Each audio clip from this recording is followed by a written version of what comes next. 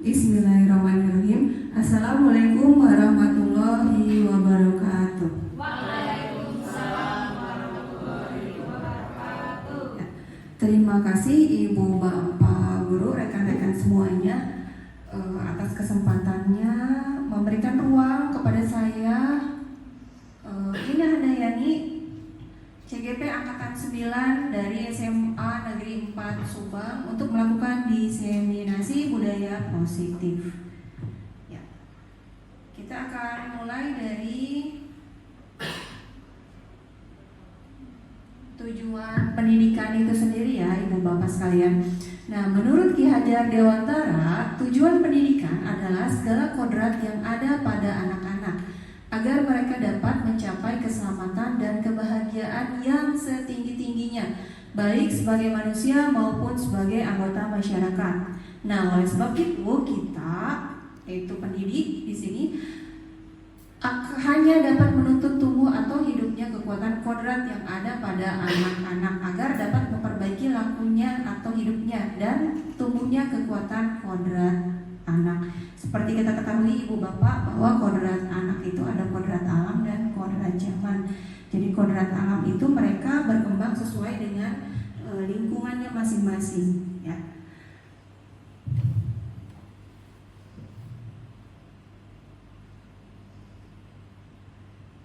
Nah, di sini apakah makna budaya positif? Apa contoh penerapan budaya positif yang telah kita terapkan di sini?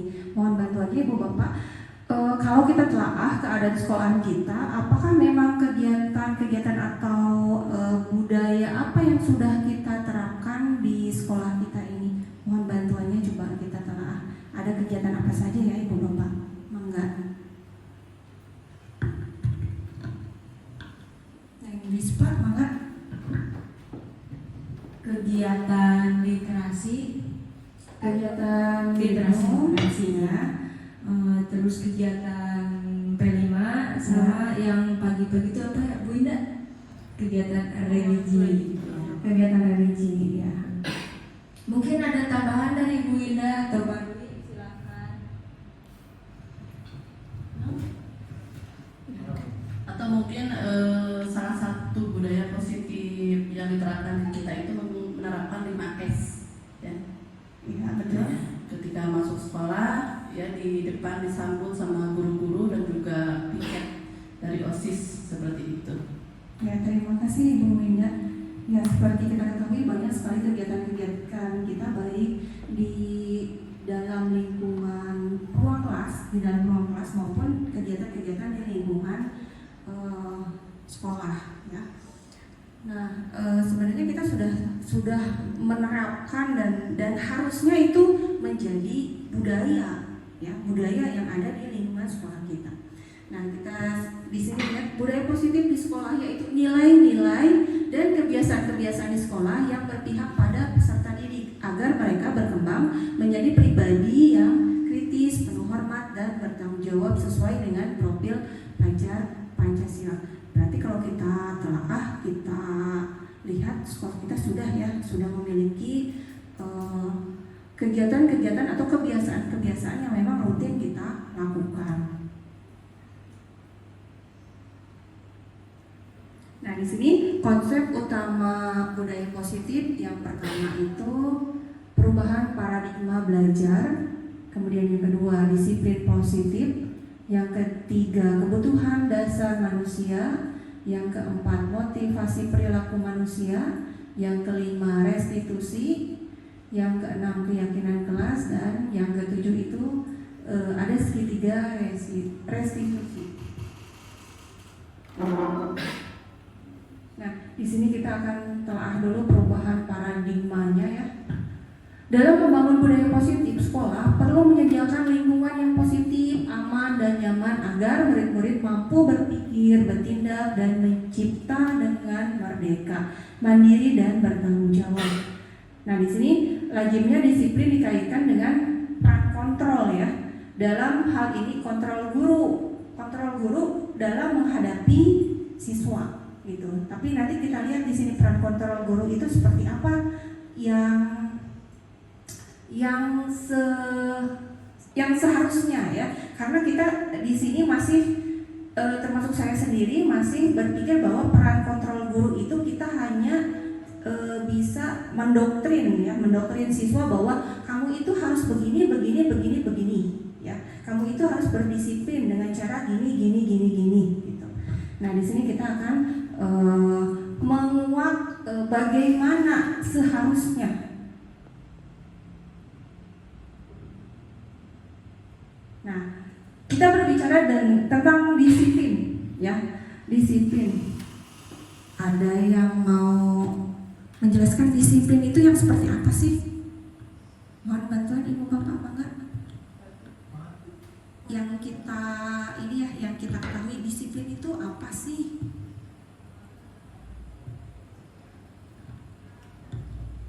Mangga ibu Rispa. Taat peraturan mungkin ya Bu. Disiplin itu peraturan, ya. Pak Dwi?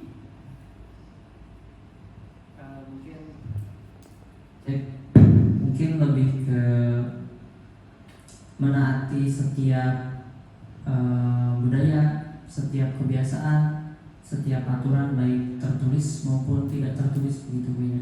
Oke. Ya, terima kasih dari Bu Rispa dan Pak Dwi.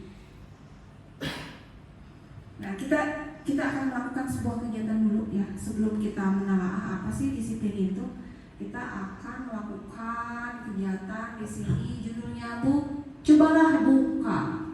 Nah, saya di sini perlu dua orang ke depan. Nah, di sini ilustrasi kegiatannya begini. Jadi Anda adalah A, tugas Anda adalah menghafalkan salah satu tangan Anda. Coba Anda bayangkan bahwa Anda menyimpan sesuatu yang sangat berharga di dalam kepala tangan Anda. Anda perlu menjaga benda tersebut sekuat tenaga Anda karena begitu pentingnya untuk kehidupan Anda. Nah, peran si B ini adalah mencoba dengan segala cara untuk membuka kepala tangan Anda. Teman Anda B boleh membujuk, menghardik, mengintimidasi, memarahi, menggoda, mengkritik, bahkan menawari Anda uang agar Anda bersedia membuka kepala tangan Anda gitu. Jadi di sini ada dua peran ya, peran yang A dan peran yang B. Paham ya? Mangga, siapa yang bersedia? Siapa yang misalkan di sini yang B kayaknya lebih apa ya? Beliau ini lebih bisa bujuk, menghardik, intimidasi, memarahi gitu kan. Sedangkan yang satu ini, yang A ini kukuh gitu dengan pendiriannya gitu. Ada nggak di sini yang bisa mempraktekkan? Mangga, Teteh Winda dengan Pak Dwi, mangga. Ayo, Teteh Winda dengan Pak Dwi, mangga ke depan. Yang punya sesuatu yang berharga ini siapa? Pak Dwi. Yang mangga.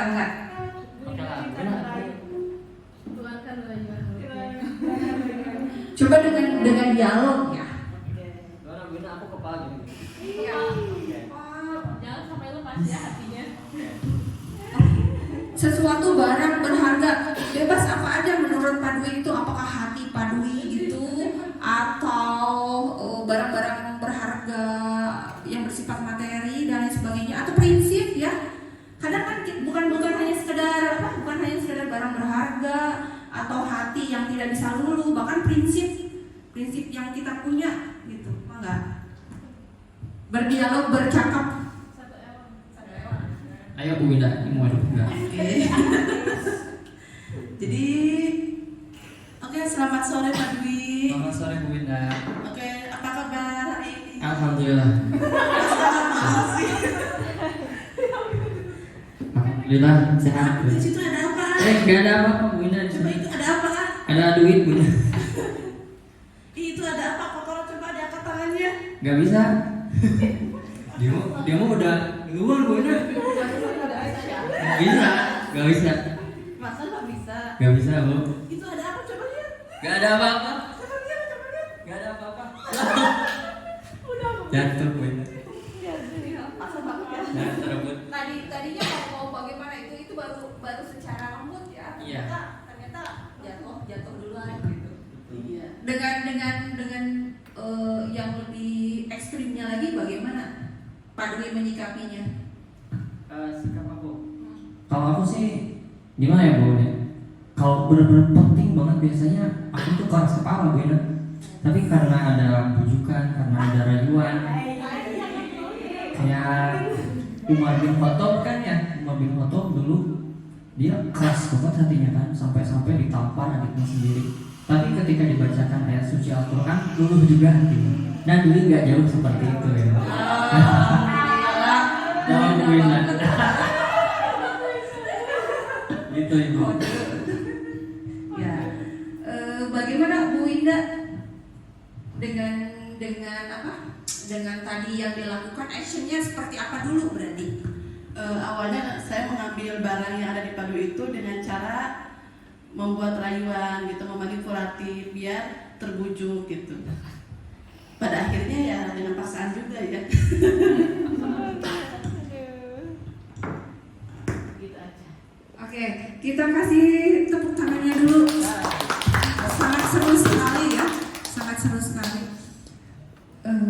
Coba kita lihat di sini ada pertanyaannya. Nah, boleh Pak Dwi sama Teteh Winda menjawab.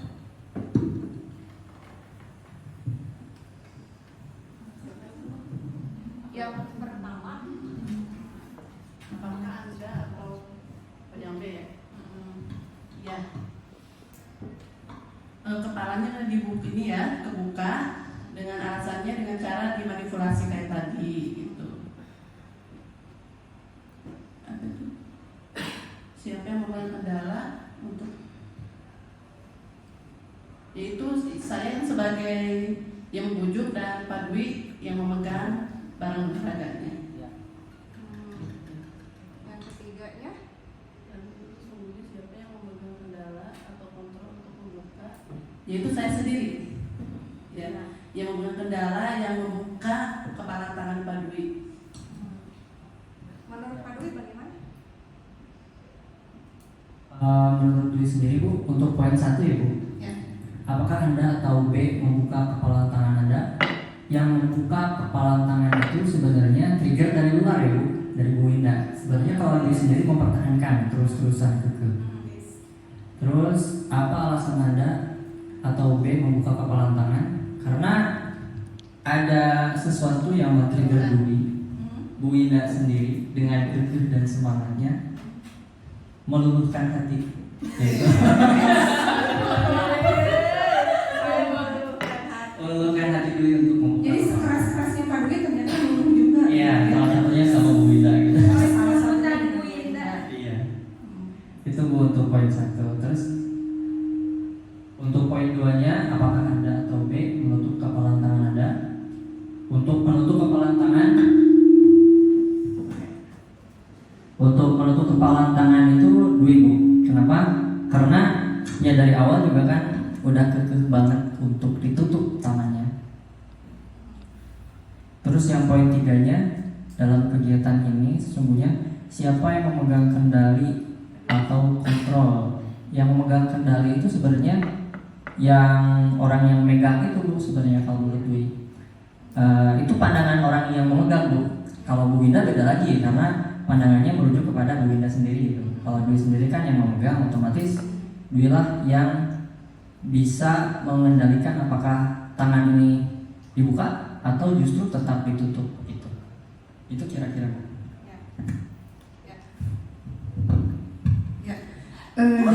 Jadi kesimpulannya dari versi Bu Winda sendiri dengan sudut pandang Bu Winda akan berbeda dengan Pak Dwi ya ketika peristiwa tadi yang tadi barusan gitu ya. Ya kita lihat.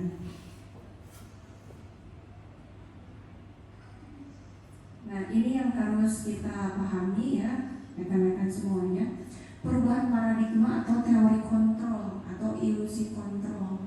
Nah berikut ini paparan dari Dr. William Gleiser dalam teori kontrolnya meluruskan beberapa miskonsepsi tentang makna kontrol. Jadi tadi dari Adam di sini ada peran kontrol ya, peran kontrol. Jadi dari pertanyaan-pertanyaan tadi, baik dari sudut pandang Bu Dwi maupun Pak Dwi dan Bu Winda itu berbeda. Nah, di sini berarti ada peran kontrol yang terjadi di sini. Nah, di sini dalam teorinya ya, peran kontrol itu yang pertama ilusi guru mengontrol murid. Jadi kita tuh selalu berpikir bahwa guru itu bisa mengontrol murid, ya nggak sih? Saya juga gitu. Jadi kita mah ada guru, mereka mah murid. Jadi kita yang memegang kendali semuanya. Padahal sebenarnya betul ya, betul. Semua itu betul, tapi ada sesuatu, ada beberapa atau ada suatu waktu yang memang murid itu di luar kendali kita. Ya, itu dia. Nah, di sini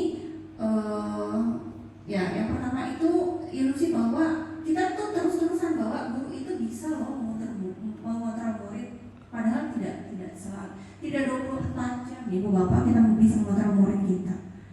Nah, jadi menurut Bapak Ibu semuanya harus apa sih gitu kan? Kita sebagai guru itu, dan kita sebagai guru itu ada keterbatasan juga ya, gitu. Nah, yang berikutnya itu ilusi bahwa semua penguatan positif, efektif dan bermanfaat. Maksudnya apa sih ini? Semua penguatan yang kita tuh ada aturan di sekolah. Aturannya itu gini. Dan menurut kita bermanfaat bagi anak. Tapi belum tentu aturan itu akan diterima. Ya betul sekali, akan diterima. Kenapa sih kayak misalnya gini, siswa harus menggunakan sepatu berwarna hitam. Memang itu aturan yang memang sudah melekat pada setiap sekolah. Anak pasti berpikir, kenapa sih harus hitam? Bisa kan warnanya coklat atau putih gitu. Ya, itu dia. Jadi sebenarnya aturan itu atau apapun yang terjadi itu baik dan sangat bermanfaat. Tapi memang kita harus sampai si anak ini melekat bahwa bahwa bukan lagi keperaturan, tapi memang membuat dirinya itu sadar gitu, ya nggak sih? Itu yang kedua. Jadi memang aturan itu bermanfaat, tapi memang anak itu harus sampai sedemikian rupa sehingga anaknya itu ada menganggap bahwa semua itu bukan aturan lagi gitu. Nah, yang selanjutnya ilusi bahwa kritik dan membuat orang merasa bersalah dapat menguatkan karakter. Jadi kita tuh sering kali ke anak bahwa kamu tuh salah, kamu tuh harusnya datangnya jam 7, ini kan aturannya.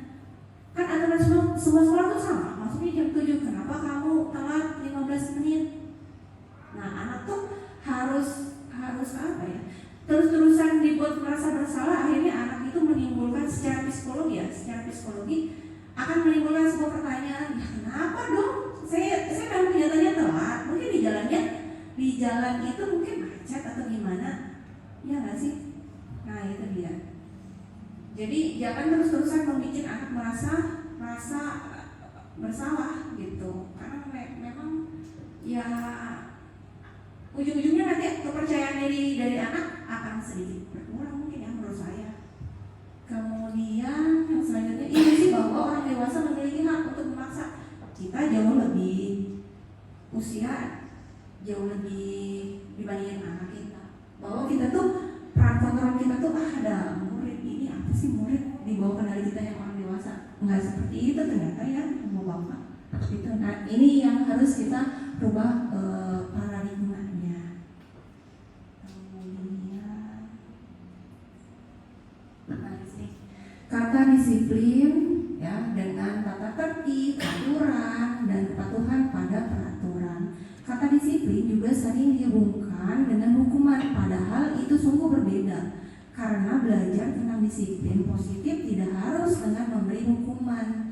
Justru itu adalah salah satu alternatif terakhir, dan kalau perlu tidak digunakan sama sekali. Tadi betul kata Pandi dengan Menispa ya, atau Neng Silvi tadi. Disiplin ya artinya seperti itu. Cuma di sini ada kata disiplin juga sering dihubungkan dengan hukuman. Ya tadi lebih ke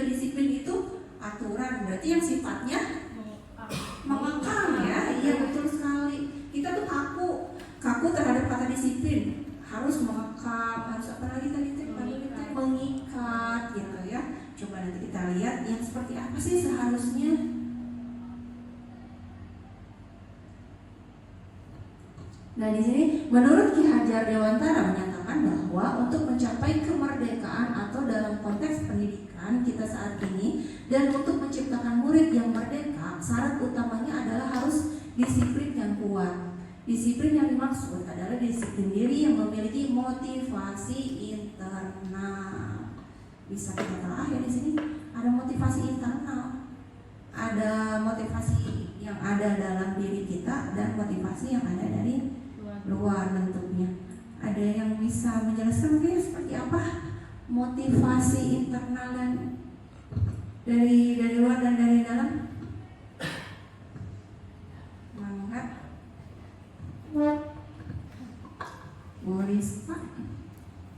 Mungkin kalau misalnya motivasi internal itu kan dari dalam diri sendiri ya. Kayak misalnya saya ingin berkuliah, motivasi saya untuk berkuliah ya saya ingin mengejar pendidikan itu lebih daripada orang tua saya gitu. Itu motivasi secara internal. Sementara kalau misalnya motivasi eksternal itu sendiri, kayak misalnya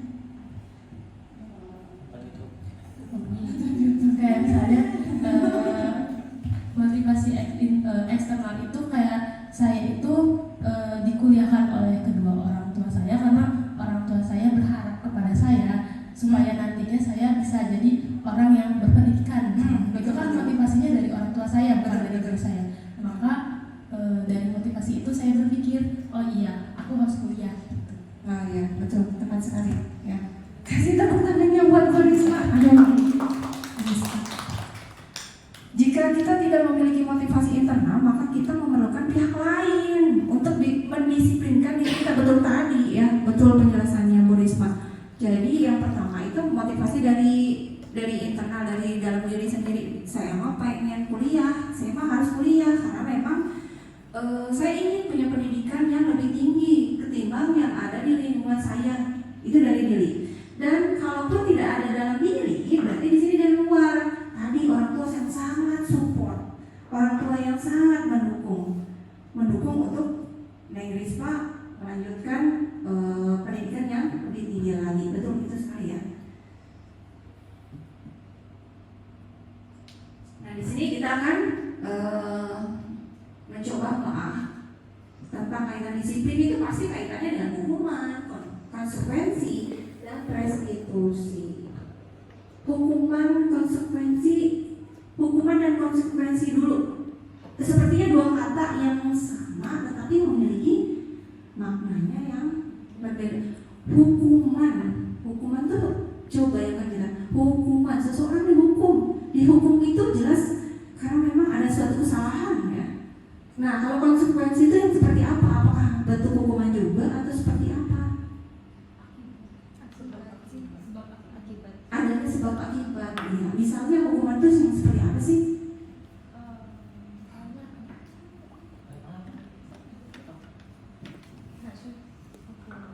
Hukuman ya. Sepertinya katanya lebih sakit. Kalau menurut saya ya, kalau hukuman itu kayak misalnya siswa telat ke sekolah, itu kan sekolah tuh punya aturan bahwasanya di sekolah itu harus jam 7 masuk gitu. Tapi anak itu jam 8 baru datang. Nah, otomatis guru itu memberi hukuman kepada siswanya seperti membersihkan seperti memungut sampah yang ada di sekitaran gitu. Itu hukumannya gitu menurut saya. Betul. Sekolah itu memiliki peraturan jam 7 harus sudah masuk. Ternyata siswa-siswi kita ada yang telat sehingga harus ada konsekuensinya dengan mengumpul sampah misal gitu. Nah, apakah itu termasuk hukuman atau konsekuensi? Kalau kejadian seperti itu, siswa itu terlambat datang jam 7. Nah, akhirnya diberi hukuman atau konsekuensinya dengan memungut sampah. Apakah itu hukuman atau konsekuensi? Perbedaannya apa? Hukuman ya. Kalau itu kan hukuman ya. Karena ada aturannya. Karena melanggar aturan hukuman. Kalau konsekuensi yang seperti apa?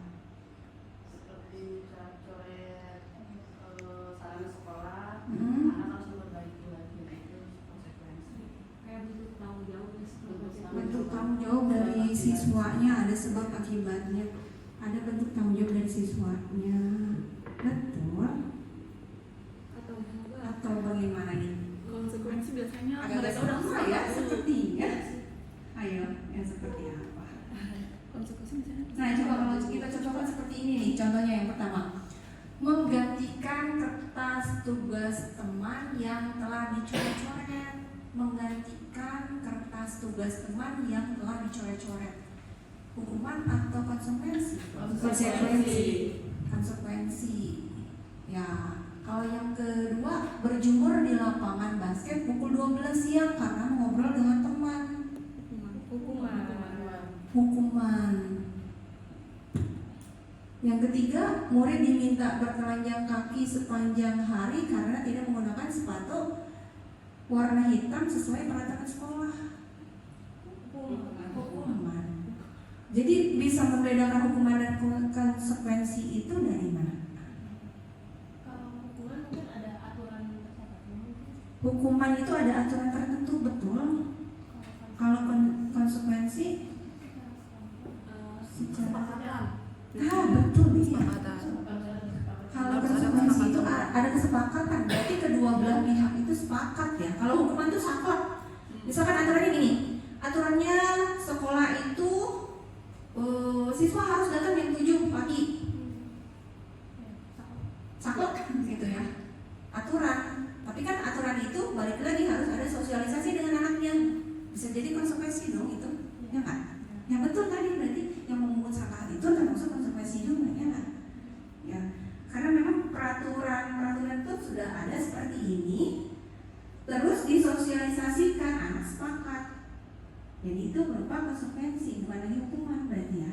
Nah, jadi beda. Kalau aturan itu, nih aturannya gini, anak tuh nggak tahu hukumannya apa, ya. Menjudgment, kamu salah ini, ya sudah salah gitu. Kalau konsekuensi mah hal yang memang harus yang tadi akibatnya ya ada kesepakatan dulu. Kalau kamu begini melakukan kegiatan begini konsekuensinya seperti ini gitu. Ya. Ya, terima kasih teman-teman. Kalau yang tadi restitusi mungkin ini saya sudah.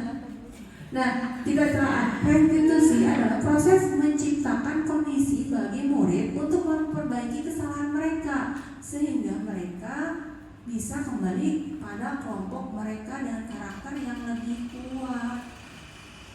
Seperti apa ya?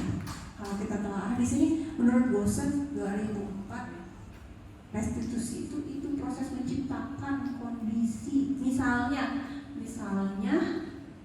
dalam kegiatan kita yang ada di sekolah misalkan seperti apa? Pak Dwi mungkin bisa menjelaskan. Restitusi. Kalau restitusi menurut gue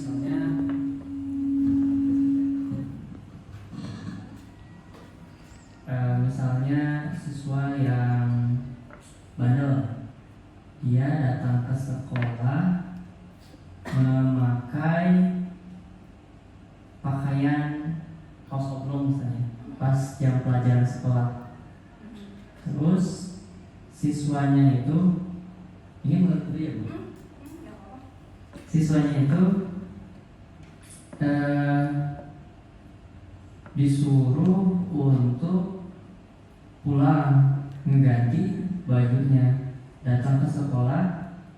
Dia memang masih diampuni, cuman pas jam dia antara dia pulang sampai datang lagi ke sekolah, dia alfa.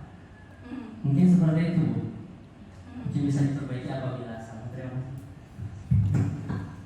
Betul, kurang lebih seperti itu. Jadi di sini restitusi itu di sini ada memperbaiki kesalahan mereka sehingga mereka kembali.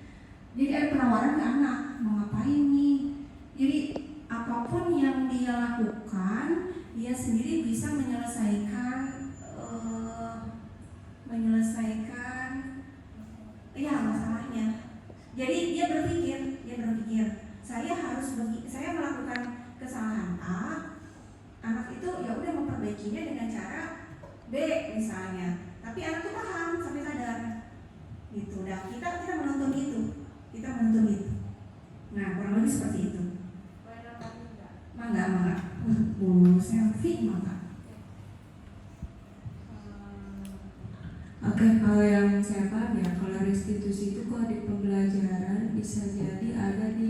proses yang namanya refleksi. Biasanya refleksi kayak berkaca diri. Misalnya kalau kita sih bisa bimbing muridnya di akhir pembelajaran ditanya misalnya, pembelajaran hari ini yang kalian nggak paham bagian mana. Nah, terus kita bisa kasih lagi pertanyaan, kalau nggak paham bagian situ apa yang akan kalian lakukan. Jadi kayak ya dibimbing supaya mereka bisa memperbaiki gitu yang belum mereka paham. Kayak gitu sih. Luar biasa. Ya betul sekali, betul sekali. Itu di proses pembelajaran kita ya di dalam kelas, betul sekali, betul. Ya kurang lebih seperti itu. Bukan kurang lebih, memang tepatnya seperti itu, gitu ya.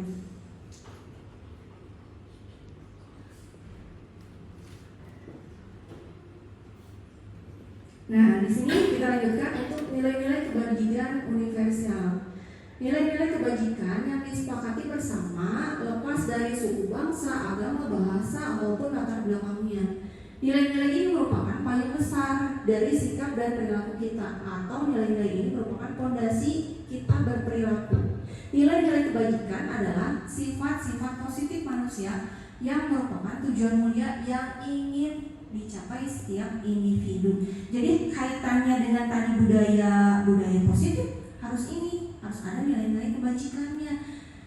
Nilai-nilai kebajikan sangat banyak sekali.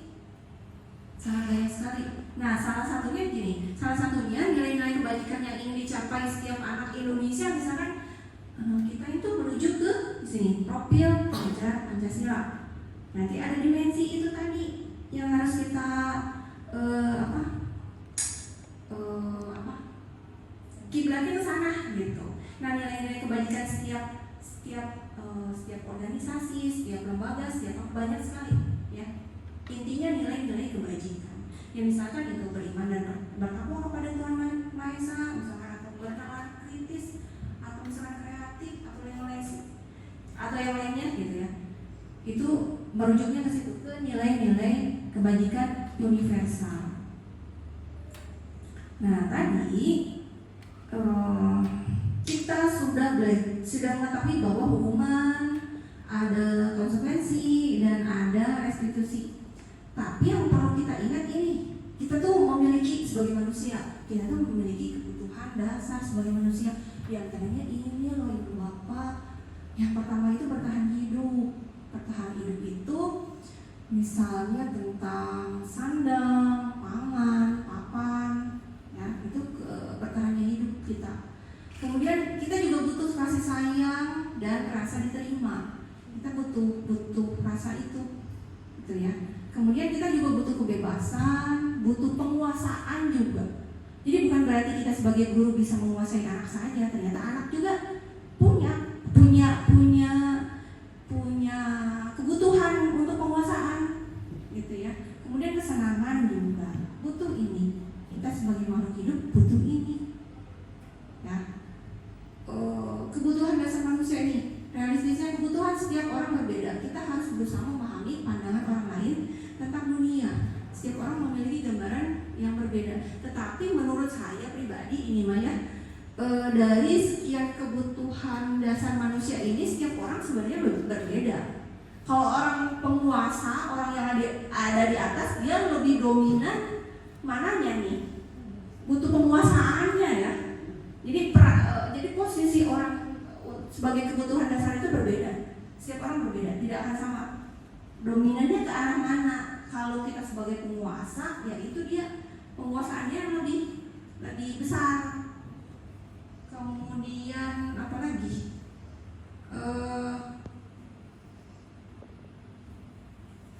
Kasih sayang murid kita ya butuh kasih sayang.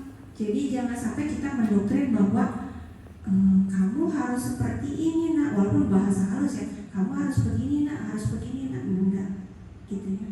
Jadi memang ya ini kita harus tahu, baik siswa maupun kita pribadi juga sama. Misalkan saya, kebutuhan dasar saya tidak terpenuhi, malam-malam tidur jam 1, berangkat lagi ke sekolah sudah mulai jam 6 lebih, jam 7. Ketika melihat anak dalam kelas, anak hurui 36 anak, artinya dengan kurang tidur, mungkin ayah kacamata gitu. Nah bahasa saya mungkin agak keras ke anak, kamu ngapain jam segini baru datang gitu. Misalkan anak ada yang ke kantin dulu tapi dia baru masuk telat pelajaran saya, kamu dari mana? Padahal itu katanya kalimatnya halus tapi penekanan sayanya terlalu keras gitu kan. Ya itu karena tadi saya bertahan hidupnya ternyata dengan tidur jam 1 sampai jam 6 itu tidak bisa gitu. Jadi ya itu, siswa juga mungkin seperti itu Bapak Ibu, sama aja. Anak ini kita pembelajaran terlalu kaku misalnya, kita kita melakukan metode ceramah misalnya, ceramah gini, anak kan mendengarkan tanpa adanya. Bayangkan kalau anak itu kinestetis, mau seperti apa? Kan kita tahu bahwa anak itu ada yang visual, ada yang auditory, ada yang kinestetis. Anak itu duduk saja dengan kita metodenya ceramah, kebayang kesiksanya ya. Itu butuh kebebasan anak juga. Coba kalau kita melakukan metode pengajaran yang misalnya discovery learning, anak bergerak berkelompok, dia berkolaborasi dengan temannya, terus melakukan kegiatan apa dengan kinestetis, anak lebih senang ya. Nah, menulis seperti itu. Ini berarti ya ibu bapak yang kita tidak jangan sampai lupa ini. Semua orang butuh punya kebutuhan dasar seperti itu.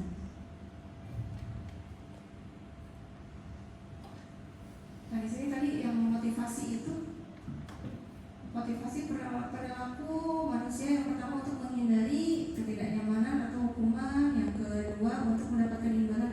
Jadi motivasi yang tadi sudah kita bahas, ada motivasi dalam diri maupun dari lingkungan.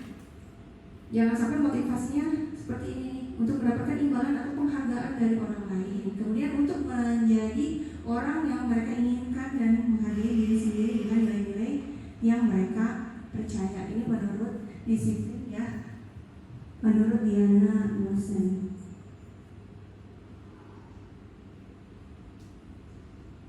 Nah kembali tadi yang hukuman atau konsekuensi, harus ada kesepakatan yang kita gunakan, yang kita ini keyakinan kelas. Kita butuh ini kesepakatan itu.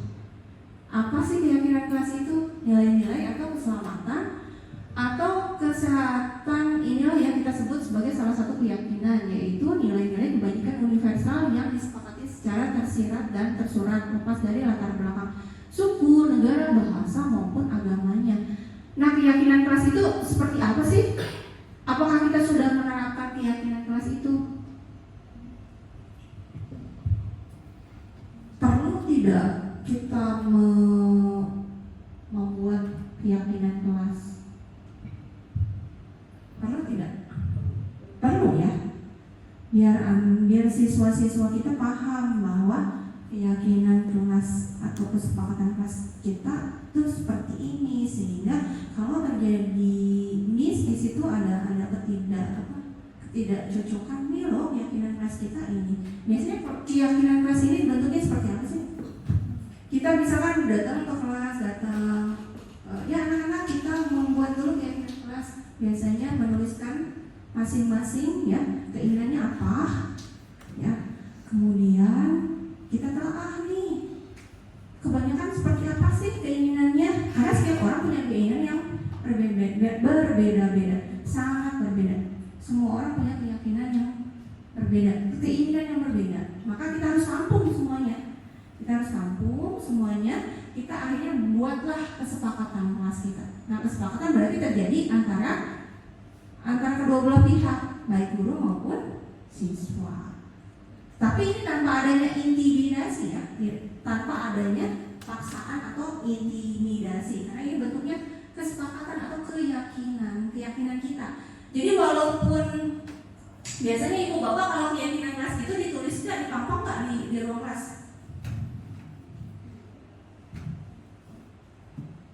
Umumnya ya, kalau kita yang sudah melakukan itu seperti apa?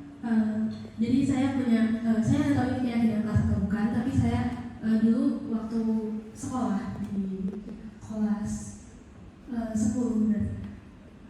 Jadi satu kelas ini merasakan bahwa waktu guru mengajar, anak-anak itu pada main HP sendiri waktu ke sekolah, bisa bawa HP. Lalu tercipta ketidaknyamanan dalam kelas itu, entah itu oleh siswanya sendiri ataupun oleh guru. Lalu wali kelas kami menyarankan untuk merunding dan membicarakan apa sih penyebabnya dan apa sih solusinya. Dan didapat bahwasanya solusinya itu kalau misalnya di kelas tidak boleh memegang handphone sama sekali. Jadi kita membuat space di belakang di mana handphone itu semua berjajaran di kelas itu. Nah, lalu waktu guru menjelaskan, semua siswa itu tidak ada yang memegang handphone sama sekali. Lalu kalau misalnya jika ada satu siswa yang pegang handphone, pegang handphone, maka siswa itu tidak boleh membawa handphone ke kelas itu selama 1 minggu. Kalau dulu saya kayak gitu.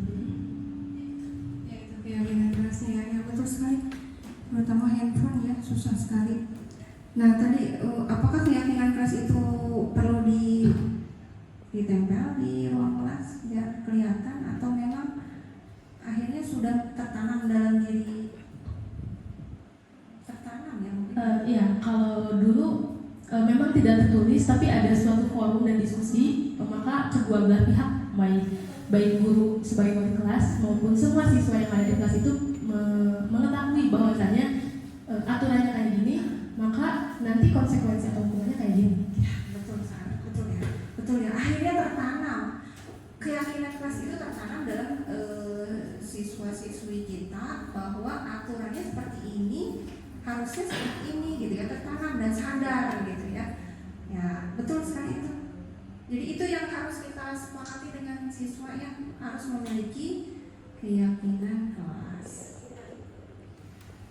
Nah di sini proses pembentukan keyakinan kelasnya diantaranya, yang pertama, keyakinan kelas itu bersifat lebih abstrak daripada peraturan. Kalau peraturan sekolah dipampang biasanya ya, dipampang tanda tangan kepala sekolah gitu ya, gitu.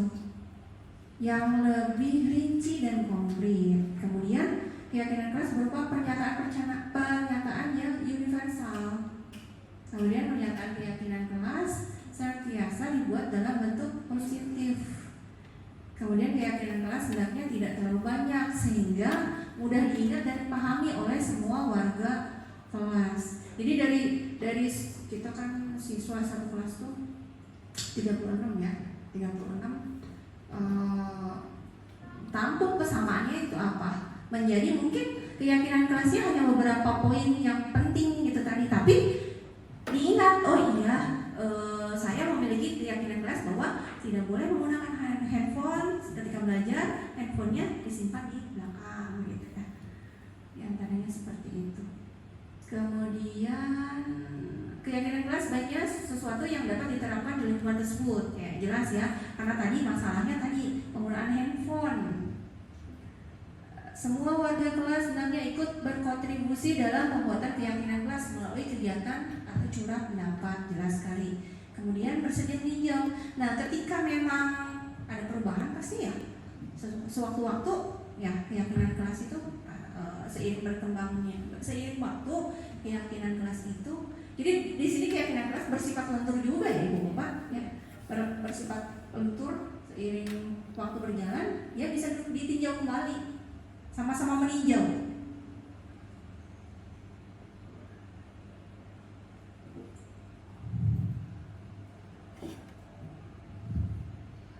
Nah, kembali lagi tadi ke posisi kontrol. Posisi kontrol kita ternyata ada sebagai penghukum, pembuat rasa bersalah, ada yang kontrol, teman, ada pemantau, dan ada manajer. Ada yang kita sudah ya sebenarnya ya sudah tanpa kita sadari kelima kontrol ini kita sebagai guru pasti ya, karena kita mengontrol murid ya, mengontrol murid. Dan seperti apa sih yang sebagai penghukum itu, atau pembuat rasa bersalah itu, atau sesama teman, atau bersifat sebagai pemantau, atau sebagai manajer gitu ya. Nanti kita lihat ya. Nah, sebelum kita lanjutkan ke yang selanjutnya pembahasan kita, kayaknya ada yang mau ini ya, ada yang mencoba mau ice breaking nggak? Ada yang biasanya di sini yang jago ya, Pak Dwi itu jago ice breakingnya. Ayo biar kita segar Pak Dwi. Mangga ke depan Pak Dwi, kita harus ngapain Pak Dwi? Marina. Kalau Marina gimana? Oke, sebentar ya, mau ada jeda dulu, kita ice breaking sedikit, mencerahkan mata kita supaya tidak terlalu tegang dan tidak terlalu ngantuk. Boleh pegangan dulu. 1, 2, 3, 4, 5, 6, 7, 8. Ke depan. 1, 2, 3, 4, 5, 6, 7, 8. Oke, silakan kamu mulia. Bebas. 1, 2, 3, 4, 5, 6. Oke. Ada games satu aja mungkin ya, Bu ya. Satu game saja, simpel. Gamesnya duduk aja, tidak usah berdiri, dan memakai kedua tangan. Oke. Kalau saya bilang tepuk 1 kali. Kalau saya bilang tepuk 2 kali. Kalau saya bilang tepuk 3 kali tepuk tangannya. Kita coba. Tepuk 1, tepuk 2, tepuk 3. Oke. Sekarang ada tantangannya. Kalau saya bilang 4, maka jangan tepuk tangan. Saya bilang 5, jangan tepuk tangan. Mau saya bilang 1, mau saya bilang 2, mau saya bilang 3, jangan tepuk tangan. Kalau nggak ada tepuknya. Paham? Oke, mari kita coba. Tepuk 1, tepuk 2, tepuk 3. 1. Nah, ada yang tepuk tangan? Tidak ada. Berarti jalan sekarang. Lagi? Oke, kita acak. Tepuk 1, tepuk 3, tepuk 2, tepuk 2. Sekali lagi ya, sekali lagi. Kalau yang udah beres, sudah berarti. Kita mulai. 1. Sama. Oke, tepuk 1, tepuk 2, tepuk 3, tepuk 1, tepuk 3, 1. Oke, terima kasih banyak semuanya. Terima kasih Pak Dwi, sangat seru sekali ice breaking. Benar-benar kita harus konsentrasi dengan apa yang diucapkan Pak Dwi. Saya juga begitu. Tapi terjebak ya. Ternyata kalimat-kalimat yang Pak Dwi ucapkan itu sangat-sangat bermakna. Ada bahasa jangan apa Pak Dwi? Jangan bertepuk. Jangan bertepuk ketika saya tidak menyebutkan kata bertepuk. Nah, itu kuncinya. Nah ini, tadi posisi kontrol, kita lanjutkan. Posisi kontrol itu ada sebagai penghukum. Yang seperti apa sih penghukum itu? Seorang penghukum itu bisa menggunakan hukuman fisik maupun verbal. Misalnya, patuhi aturan saya atau awas gitu. Jadi apa ya? Lebih kaku ya dari lebih saklek. Kamu harus patuhi aturan saya karena gini gitu ya. Kemudian pembuat rasa bersalah. Nah, posisi ini biasanya guru itu agak-agak lembut. Membuat rasa bersalah itu menggunakan keheningan yang membuat orang lain itu merasa tidak nyaman, bersalah atau rendah diri. Misalkan ini kata-katanya lembut. Biasanya ibu-ibu nih, kalau bapak-bapak mah biasanya itu posisinya penghukum. Patuhi aturan saya gitu, misalkan gitu. Kalau bapak-bapak, setahu saya ya, kalau ibu-ibu mau misalnya gini, ibu sangat kecewa sekali mah dengan apa yang kamu lakukan. Biasanya gitu, agak melas gitu ya. Jadi anaknya, dengan si ibu itu mah lagi dong gitu, kata muridnya. Kemudian sebagai posisi kontrol sebagai teman. Nah, guru pada posisi seperti ini itu tidak akan menyakiti murid, namun akan tetap berupaya mengontrol murid melalui persuasinya. Misalkan, ayo bantulah demi bapak ya, gitu ya. Jadi posisinya kita guru sebagai temannya mereka, gitu kan? Sebagai temannya siswa-siswi kita. Kalau saya selama ini memang lebih aman nyarinya yang kayak gini sebagai teman. Padahal lama-lama ada ini ya, yang kepanjangnya itu si siswa yang mungkin tidak selamanya siswa itu menganggap tidak teman juga gitu ya. Ada saatnya mungkin dia murid itu mempunyai peran kontrol malah gitu ya dibandingin gurunya. Kalau saya ini yang merasakannya. Kemudian di sini ada sebagai pemantau. Memantau berarti mengawasi. Pada saat kita mengawasi, kita bertanggung jawab atas perilaku orang-orang yang kita awasi. Sanksi atau konsekuensinya apa, misalkan gitu kata-katanya. Jadi lebih ke gimana ya? Pemantau mengawasi berarti ada suatu kalimat yang balik lagi ke siswa-siswinya, jadi harus kayak gimana gitu. Ke pemantau. Kemudian manajer. Di sini posisi di mana guru berbuat sesuatu bersama dengan muridnya, mempersilahkan murid mempertanggungjawabkan perilakunya, mendukung murid agar dapat menemukan solusi atas permasalahannya sendiri. Ditanya siswanya, apa rencana kamu untuk memperbaiki hal ini, misalkan gitu.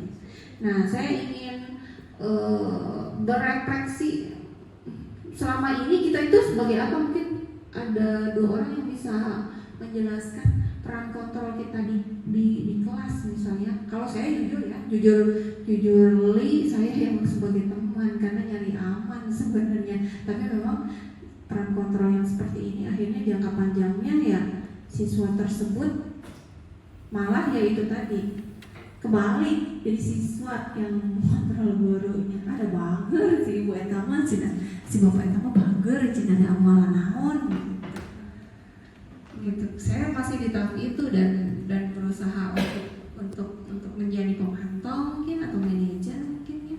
Coba saya minta refleksinya dari kegiatan yang sudah kita lakukan, kegiatan Bapak Ibu. Seperti apa yang Bapak Ibu rasakan terhadap siswa-siswi kita? Mangga Bu Winda. Sepertinya kita ini aja ya, perwakilan ini aja tuh ya. Kita kan ada mata pelajaran mungkin ya, kalau mata pelajaran yang eksak mungkin anak-anak agak ini ya, eksak dan ilmu sosial karena kita berbeda ya, perbedaan eksak dan sosial tuh benar-benar kalau sosial anaknya rada rame-rame ya, eksak ya lebih sunyi-senyap gitu. Sunyi-senyap. Coba mohon mangga ibu bapak yang mengajar mata pelajaran eksak dan sosial. Eksak bisa diwakilkan oleh Bu Selvi, mangga guru fisika ini. Fadli juga guru fisika.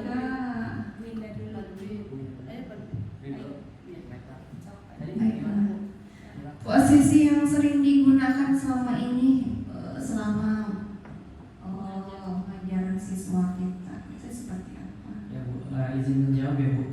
Dari posisi kontrol yang ada di depan situ, kalau menurut Dwi pribadi yang lebih cocok sama Dwi itu dan yang lebih sering dilakukan adalah membuat rasa bersalah biasanya Bu.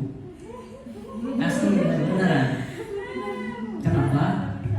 Karena ya kan Dwi eksak ya Bu ya, fisika itu lebih membutuhkan ke suasana yang lebih mendekati hening gitu Bu. Karena mereka itu senantiasa berpikir kritis, mencoba untuk menelaah alam sekitar. Terus mereka juga harus kadang-kadang ada hitungannya, mereka harus menghitung.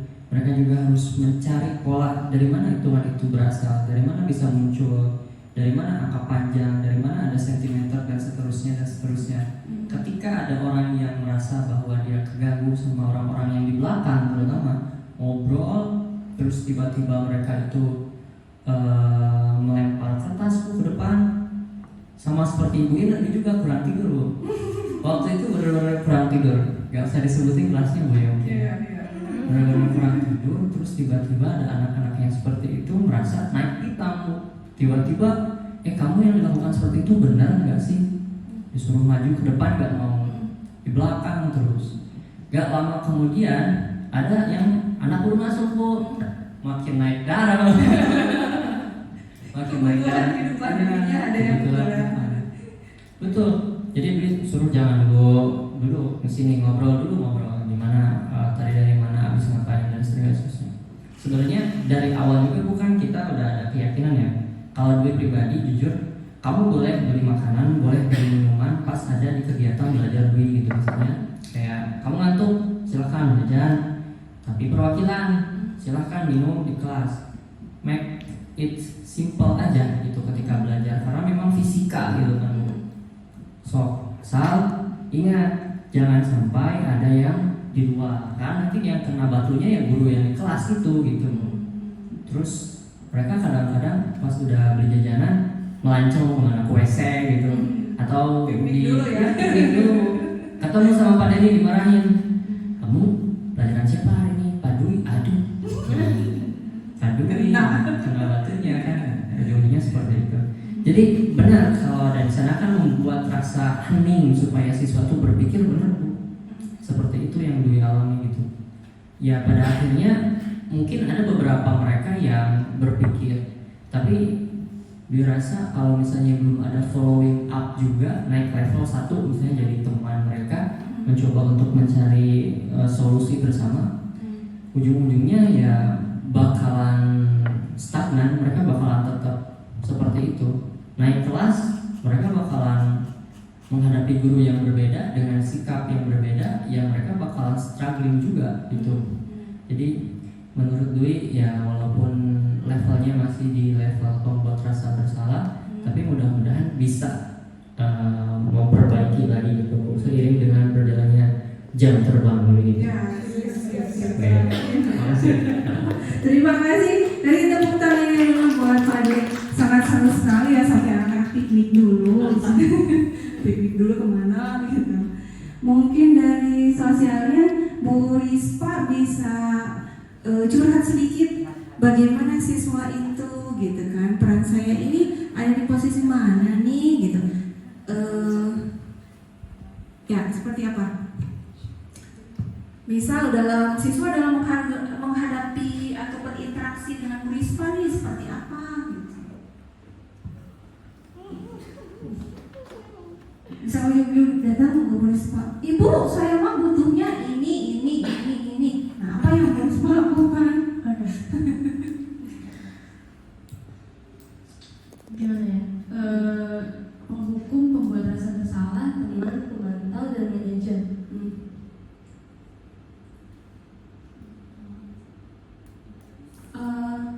Mungkin lebih ke apa ya? Memantau mungkin karena jika misalnya ada siswa yang di hari libur ingin membutuhkan saya, misalnya di hari Sabtu atau Minggu, itu kan hari libur. Kebanyakan siswa itu mepet-mepet gitu waktunya. Kayak Ibu hari Senin mau dipakai, sementara sekarang itu udah Jumat malam gitu. Saya butuh data kan, jadi saya bingung ya. Sementara database-nya itu bukan hanya ada di saya, tapi ada hal yang perlu dikoordinasikan dengan GTK yang lain gitu. Betul. Ya maka dari itu saya pasti bilang kayak ya udah, kenapa enggak hari-hari sebelumnya, kan bisa ada Kamis, ada Jumat pagi juga. Kenapa enggak hari itu? Kayak ya Ibu karena gini ya nggak bisa. Ya mohon maaf. Kalau misalnya kamu butuh nanti aja Senin ya gitu. Jadi konsekuensinya kalau misalnya kamu minta sekarang ya nggak bisa, harusnya nanti aja, nanti hari Senin aja gitu. Jadi nanti Senin pagi kamu ke saya gitu. Betul. Jadi kesimpulannya, ya kasih tepuk tangannya dulu dong buat Bu Rispa. Seru ya, seru sekali. sekali. Jadi memang kita tidak pernah, tidak salah juga ada di posisi rasa bersalah juga tidak, sebagai teman, sebagai pemantau juga tidak. Kalau kita simpulkan di sini, tergantung situasi, iya betul, tergantung situasi juga. Tapi memang kita harus naik ya, ada di level sini, ya naik harus ada di level sini. Karena mungkin nanti sesuatu kali aja ibu bapak semuanya di sini kita nggak tahu ya yang namanya milik rezeki dan lain sebagainya, udah ada yang mengatur. Kita tetap targetnya ini harus bisa sampai ke sini, step by step. Saya juga sama.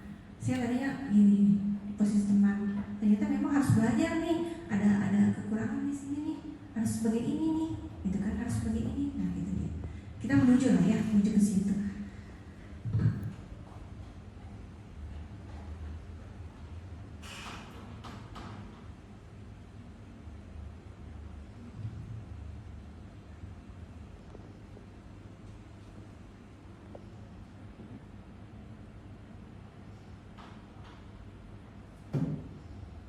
Sebentar, ini ada video.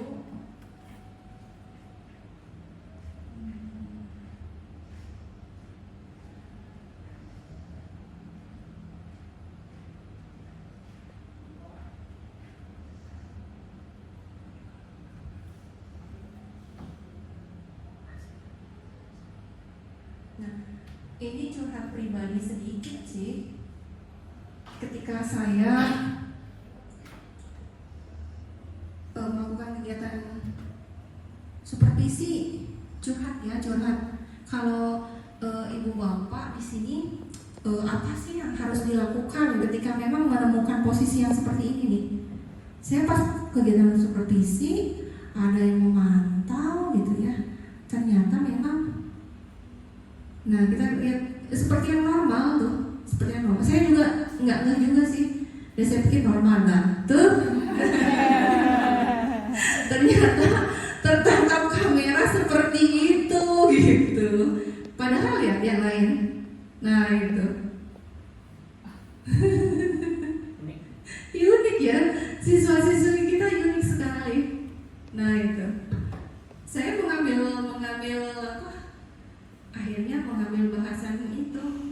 Nah, kita di sini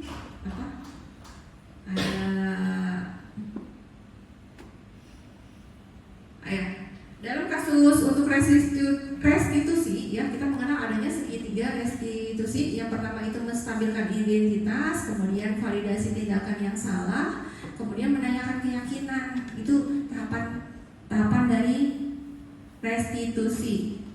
Nah, mohon saya minta bantuan kalau keadaannya seperti itu, apa sih yang Bapak Ibu lakukan? Ternyata itu saya nggak ada wakase kurikulum yang sedang memantau gitu ya di pojokan, anak berkolaborasi, berkelompok, saya kelompokkan beberapa kelompok. Ternyata kondisinya gitu kan, otomatis ya memang dia rekam semuanya, ternyata anak tuh muncul seperti itu. Kalau Bapak Ibu menggunakan segitiga restitusi ini, bagaimana, seperti apa gitu? Maka dua orang terdepan boleh saling berdialog saja. Ada yang posisinya mungkin di saya, ada juga yang siswa tersebut gitu ya, dua orang tadi. Kita reka adegan dari segitiga restitusi. Yang pertama kita tuh harus menstabilkan identitas. Menstabilkan identitas itu menstabilkan keadaan. Nih loh, kamu tuh kayak gini gitu. Nah, di sini validasi, benar nggak kamu melakukan kesalahannya gitu. Kenapa sih ditanya gitu kan? Kemudian balik lagi, keyakinan kelas kita itu apa gitu. Jadi balik lagi. Nah, ini Bapak Ibu mau di posisi apa nih? Mau di posisi apa dulu? Yang Yang 5 tadi itu. Sebagai penghukum, membuat rasa bersalah, sebagai teman, sebagai manajer, memantau, enggak, posisinya bebas sebagai apa aja, apa yang mau dilakukan. Tapi kita menggunakan segitiga restitusi, kayak gitu. Mangga reka adegan. Mau siapa? Yang agak nggak apa-apa, seru-seruan aja. Seru-seruan aja.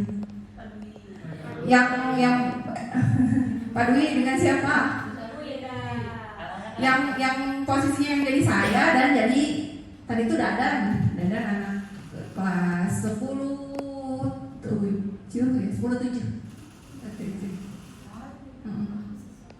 Tuh, Neng Rispa siswa, mangga.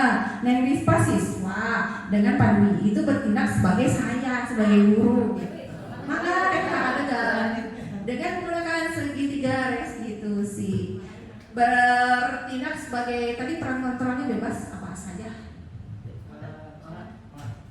Mic-nya masing-masing boleh dipegang. Di depan biar seru. sebelum kita tutup kegiatan ini. No briefing ya? Jadi gimana awalnya? Awalnya gimana? Awalnya bebas. Aku lagi merangin juga. Ya, jadi anak-anak, fisika itu adalah ilmu tentang alam ya, bukan cuma alam yang kita lihat, tapi juga alam yang tidak bisa kita lihat. Bisa kita lihat, tapi hanya menggunakan alat tertentu atau bahkan melihat perilaku tertentu. Oke. Benar. Posisinya tadi kan lagi diskusi ya Bu. Nah terus kan kalau kondisi diskusi itu kan anak-anak pasti kesana kesini. Nah aku lagi kesana kesini tapi posisinya lagi diskusi, bukan Pak Dwi lagi mengajar, bukan. Lagi diskusi, kita lagi diskusi. Oke. Jadi siapa di sini yang tahu fisika? Ada fisika? Oke, jadi fisika itu seperti itu ya. Betul yang tadi dipaparkan. Jadi Pak Dwi marahin aku gara-gara aku kan gak diam gitu. Oh, oke gitu. Oke. Bukan marahin sih, posisi Pak Dwi mau kayak gimana pas lihat aku Oke. lagi pecicilan. Tapi lagi diskusi ya. Oke. Tadi sih aku menyoroti orang-orang yang lagi seliburan Bu. Yang pas Dadan gini nggak lihat? Lihat. Cuma karena dia merasa sesuatu itu tuh mungkin rada normal ya menurut Dwi. Karena Dwi mah dilihatnya itu yang lebih banyaknya Bu, yang mayoritasnya. Ya. Yang mayoritas di situ kan anak-anak yang nggak bisa diem Bu. Kesini. Nah itu duluan yang Dwi lihat. Karena kan dari kamera juga kan Bu Ino siswa semuanya kan. Kalau ya Terus dia ngapain? gini kan. Oke. Oke. Nah, kita Oke, berarti itu problemnya yang disoroti ya, Bu? Iya. Oke. Baiklah, kamu ngapain? Gimana Pak? Kamu ngapain? Lagi diskusi. Diskusi kok ada di belakang Bapak. Diskusi sama teman kamu dong, jangan di sini. Jadi saya diskusi antar kelompok Pak. Antar kelompok, Bapak kelompok kamu bukan? Bukan. Ya, Tapi jadi- saya lewat ke belakang Bapak untuk ke kelompok lain gitu Pak. Ya. Nah, menurut kamu tindakan kamu itu benar atau salah? Menurut pandangan saya ya Pak, kan saya konteksnya itu saya ingin menyeberang ke kelompok lain untuk diskusi atau untuk berdiskusi mengenai masalah fisika kuantum itu ya Pak. Oke. Baiklah. Jadi karena saya ingin menyeberang, mau tidak mau saya harus melewati Bapak seperti ini Pak. Kalau enggak bagaimana saya bisa menyeberang? Bisa Anda menyeberang. Sebenarnya memang banyak jalan yang kosong ya. Ada juga peribahasa banyak jalan menuju Cina. Banyak juga jalan untuk menuju meja kelompok kamu. Jadi jangan sampai menyeberang ke belakang Bapak kalau mau ke depan gitu. Karena apa? Kesopan gitu ya. Nah nanti kedepannya misalkan kamu bisa lebih baik lagi dengan tindakan-tindakan kecil gitu. Baik Pak, mohon maaf atas tindakan yang saya lakukan. Dimaafkan.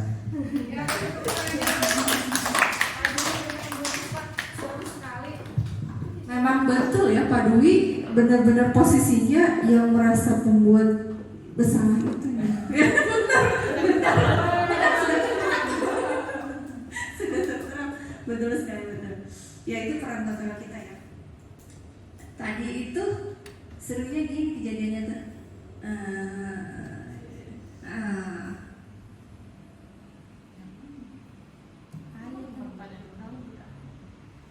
Nah, selimuran iya, karena memang kolaborasi yang jadi masalah. Kan itu gitu kan. Terus kagetnya pas lihat rekaman ulangnya, ternyata Dadan ini salah satu siswa kita di belakang, karena memang mereka melihat dia melihat kamera. Nah itu dan makan permen. Ternyata makan permennya itu dia bawa bungkus permen kaki yang satu bungkus itu punya dia semua dan dibagiin ke teman-temannya seperti itu. Akhirnya ya saya coba lakukan dengan segitiga restitusi. Betul sekali Pak Dadan, itu kadang kita refleks ya melakukan karena kita terbiasa dengan apa nih, membuat rasa bersalah, ya udah itu yang kita lakukan ya dan benar cocok sekali kayak udah melekat gitu. ke padu itu udah melekat. Nah, membuat rasa bersalah. Cukup sampai di sini mungkin. Sangat seru sekali. Terima kasih untuk hari ini ya, luar biasa sekali. Saya sangat-sangat apresiatif kepada Ibu Bapak sekalian atas waktu yang sudah diberikannya. Cukup untuk kegiatan hari ini ya. Saya akhiri dengan Assalamualaikum warahmatullahi wabarakatuh.